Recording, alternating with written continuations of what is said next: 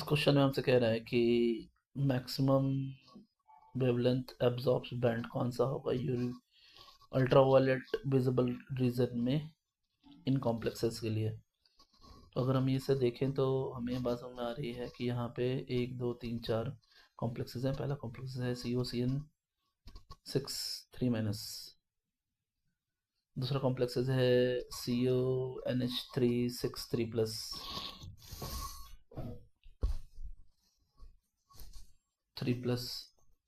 और उसके बाद जो कॉम्प्लेक्स हैं वो हैं CONH3 5H2O and CONH3 5Cl। तो ये सारे कॉम्प्लेक्सेस हैं।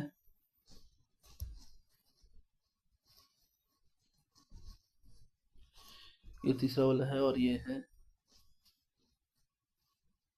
चौथा और लास्ट कॉम्प्लेक्सेस जिसमें Cl लगा हुआ है, 2+ है।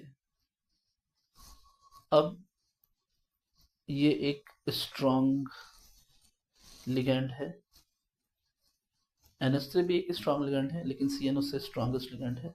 एंड बाकियों में NH3 तो है लेकिन यहाँ पे अब मिक्स्ड हैं। तो H2O एक वीक लिगैंड है और Cl भी एक वीक लिगैंड है। तो ये सब वीक लिगैंड है, मतलब लास्ट के 2 कॉम्प्लेक्सेस में स्ट्रॉन्ग और वीक लिगैंड मिक्स्ड है। अब अकॉर्डिंग टू CFT, जो CFSE होता है क्रिस्टल फील्ड स्टेबलाइजिंग एनर्जी होता है, वो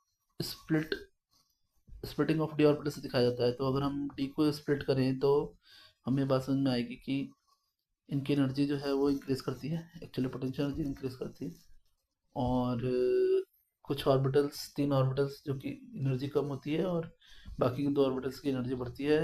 ऐसा इसलिए क्योंकि ये रिपल्शन कम झेलते हैं, T2G वाले और इजी वाले रिपल्शन ज़्यादा झेलते हैं। ये हमारा बारी सेंटर है।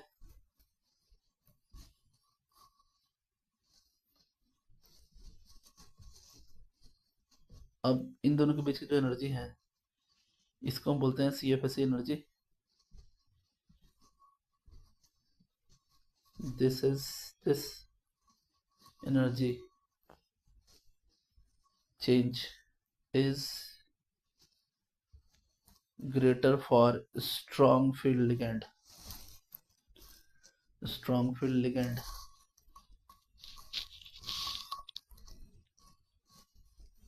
and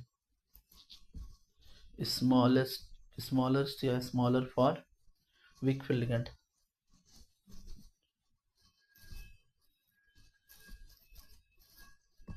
अब इस क्वेश्चन की बात यह है कि जो as energy is inversely proportional to lambda और wavelength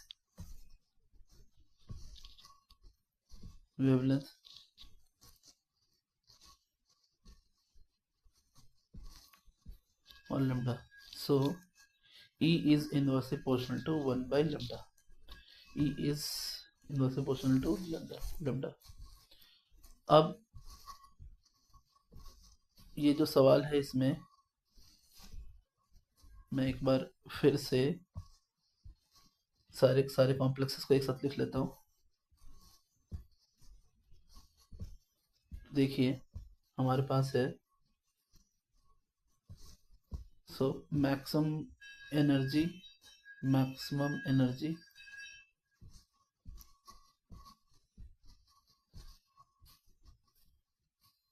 और maximum wavelength absorbed for strong field ligand, or I can say strong field ligand absorb maximum wavelength। CFSE maximum is greater for lambda and minimum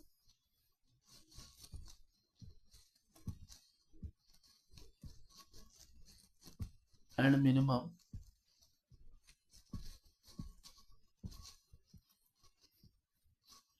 तो ये जो हमारा strong field है इसके लिए energy ज़्यादा होगी। और ये मान लो इसकी एनर्जी E2 ले लिया, इसकी एनर्जी E3 ले लिया, इसकी एनर्जी E4 ले लिया।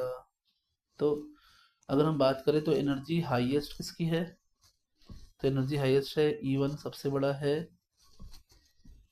If energy E1, E2, E3 and E4 are the energies of COCN6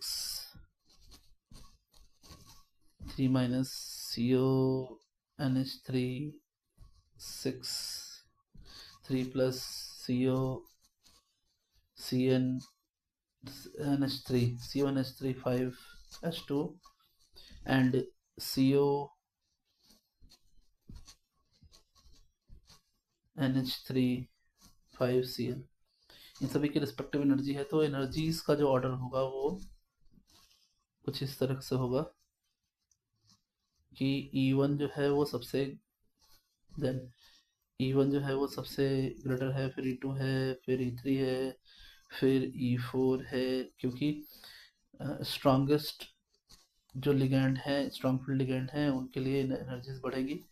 यहाँ पर स्ट्रॉन्ग फील्ड लिगैंड और इस जगह पर weak field ligand.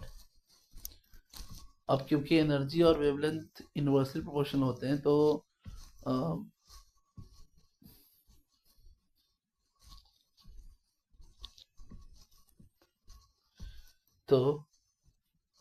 All strong field ligand और यहाँ weak field plus strong field ligand.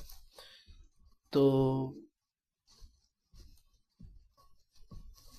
अगर हम लिम्डा की बात करें तो लिम्डा इसका साइन जस्ट रिवर्स हो जाएगा और हम कह सकते हैं कि λ1 सबसे छोटा होगा, फिर λ2 होगा, फिर λ3 होगा और सबसे बड़ा हो जाएगा λ4। λ1 सबसे लीस्ट होगा।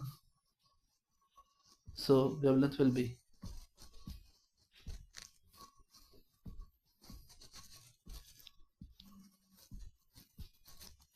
λ1, λ2, λ3 एंड ग्रेटेस्ट विल बी λ4। λ1 सबसे लीस्ट होगा, तो यानी जो हमारा आंसर आएगा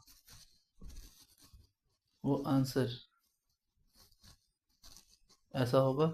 Cn के लिए वेवलेंथ सबसे कम होगा और NH3 5Cl cobalt NH3 5Cl के लिए वेवलेंथ हाईएस्ट होगा। तो आंसर इज